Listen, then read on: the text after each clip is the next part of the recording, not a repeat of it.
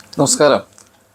എല്ലാ കുടുംബജീവിതത്തിലും ഭാര്യയും ഭർത്താവും തമ്മിൽ വളരെ സന്തോഷമായി കഴിയുന്നുണ്ടെന്ന് നമുക്ക് പറയാൻ പറ്റത്തൊന്നുമില്ല. ചിലപ്പം വളരെ വിഷമമായിരിക്കും. പഴയ കാലത്തെ സ്ത്രീകളൊക്കെ ഒരു പക്ഷേ എത്ര പ്രശ്നമാണെന്ന് പറഞ്ഞാലും കുഴപ്പമില്ല, മക്കളെ ഓർത്തൊക്കെ ഇങ്ങനെ അങ്ങ് പോകാം എന്നൊക്കെ കരുതും.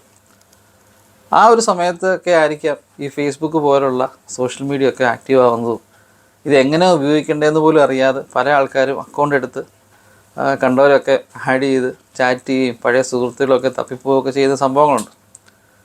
അത്തരത്തിലുള്ള സംഭവമാണ് ഞാൻ നിങ്ങളോട് പറയാം. ഒരു ലേഡി, ഭർത്താവ് വളരെ പ്രശ്നക്കാരനാണ്, ദേഷ്യക്കാരനാണ്, അവരുമായിട്ടൊന്നും ഇത്ര സ്മൂത്തായിട്ട് ലൈഫേ അല്ല അവർക്ക്. ഭർത്താവ് ഗൾഫിലാണ് ജോലി ചെയ്യുന്നത്. ഈ സ്ത്രീ ആണെങ്കിൽ ഒരു ഫേസ്ബുക്ക് അക്കൗണ്ടൊക്കെ തുടങ്ങി കുറേ പഴയ സുഹൃത്തുക്കളൊക്കെ തപ്പി പിടിച്ചെടുത്ത് അങ്ങനെ അവരുടെ കൂടെ സ്കൂളിൽ LP സ്കൂളിലോ അല്ലെങ്കിൽ ഇടയ്ക്ക് ഇവിടെ പഠിച്ച ഒരാളെ ഒക്കെ കണ്ടു. അയാളുടെ ഇടയ്ക്കൊക്കെ ചാറ്റ് ചെയ്യുമായിരുന്നു. ഈ മനുഷ്യനും ഗൾഫിൽ ജോലി ചെയ്യാണ്. അങ്ങനെ എല്ലാ ദിവസവും ഇവർ തമ്മിൽ സംസാരിക്കും. അപ്പം ഭർത്താവിൽ നിന്ന് കിട്ടാഞ്ഞ എന്തോ ഒരു കെയറോ അല്ലെങ്കിൽ ഒരു സംസാരമോ ഒക്കെ ഇവർക്കിടയിൽ ഉണ്ടായി. ഇവർക്കിടയിൽ ഒരിക്കൽ പോലും ഒരു സ്നേഹമെന്നൊന്നും ഡെവലപ്പായിട്ടില്ല. പക്ഷെങ്കിൽ വളരെയധികം അടുത്ത് വരും. ഈ അടുപ്പം അങ്ങ് കൂടി ഒരു സ്നേഹബന്ധത്തിലേക്ക് പോയി. അപ്പം ആ മനുഷ്യനും ഭാര്യയും മക്കളുമൊക്കെ ഉണ്ട്, ഇവർക്കും ഭർത്താവും മക്കളുമൊക്കെ ഉണ്ട്.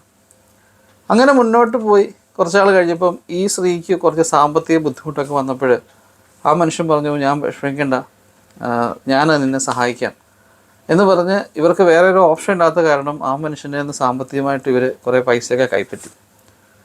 എന്നാൽ കാലക്രമേണ ഇവർ മനസ്സിലാക്കുന്നത് ഈ മനുഷ്യനും ഈ സ്ത്രീയും തമ്മിൽ ഒരുമിച്ച് പഠിച്ചിട്ടില്ല. ഇയാളുടെ പേരിൽ കണ്ട ഒരു സാമീപ്യം, അതായത് ഇവരുടെ ഒരു കൂട്ടുകാരൻ്റെ പേരുമായിട്ട് വളരെ സാമ്യമുള്ളൊരു പേരാണ് ഈ മനുഷ്യൻ. അങ്ങനെ റിക്വസ്റ്റ് അയക്കുകയും ഇന്നടുത്ത് പഠിച്ചാണെന്ന് ചോദിച്ചപ്പം ഇയാൾ ചുമ്മാ വെറുതെ കള്ളം പഠിച്ചതാണെന്നൊക്കെ പറഞ്ഞു. അതാ ലാസ്റ്റിൽ അയാൾ തന്നെ സമ്മതിച്ചു. പക്ഷേ ഈ സമ്മതിച്ചൊക്കെ വന്നപ്പോഴത്തേക്ക് ഇവർ തമ്മിലുള്ള ഒരു ബന്ധം വളരെയധികം അങ്ങ് മറ്റൊരു രീതിയിലേക്കൊന്നും പോയില്ല, ഓൺലൈനിൽ കൂടി വളരെയധികം അങ്ങ് ആത്മാർത്ഥമായി അടുത്തുപോയി. ഇവർ സാമ്പത്തിക ഇടപാടുകളുണ്ട്, പൈസ മേടിച്ചതിൻ്റെ കുറ്റബോധം അവർക്കുണ്ട്, അവർ പൈസ തിരിച്ചൊക്കെ കൊടുത്തു. അവരെ വളരെയധികം ക്രൂഷ്യലായിട്ടുള്ള സമയത്ത് സഹായിച്ചൊരു മനുഷ്യനാണ്. ഇത് അയാളുടെ വീട്ടിലറിയുകയും വീട്ടിൽ വളരെ പ്രശ്നം ഉണ്ടാവുകയൊക്കെ ചെയ്തു. ഈ മനുഷ്യൻ ഇടയ്ക്ക് നാട്ടിൽ വരുന്ന സമയത്ത് 1-2 പ്രാവശ്യം ഇവരുടെ വീട്ടിൽ വന്ന് കുറച്ച് സാധനം കൊണ്ട് കൊടുക്കുകയൊക്കെ ചെയ്തു. വീടുകളൊക്കെ തമ്മിൽ ഭയങ്കര വഴക്കാണ്. ഇടയ്ക്ക് ഇപ്പം വഴക്കൊക്കെ ഇന്ന് സ്മൂത്തായി പൊയ്ക്കൊണ്ടൊക്കെ ഇരിക്കുന്നു. ഞാൻ പറഞ്ഞു വന്നതെന്ന് വെച്ച് കഴിഞ്ഞാൽ, ഒരു അറിവില്ലായ്മയിൽ ഫേസ്ബുക്കിലൊക്കെ ചാറ്റ് ചെയ്ത് ആൾക്കാർക്കിടയിൽ വന്ന രഹസ്യമായ ചില നിമിഷങ്ങളോ അല്ലെങ്കിൽ കുറേ സംഭാഷണങ്ങളോ 2 കുടുംബത്തിലാണ് പ്രശ്നം ഉണ്ടായേക്കുന്നത്.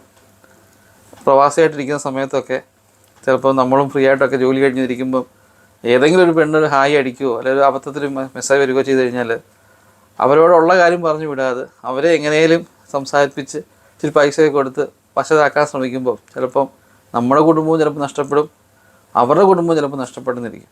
അതിനൊരു വലിയൊരു ഉദാഹരണമാണ് ഈ ഒരു സംഭവം. Thank you.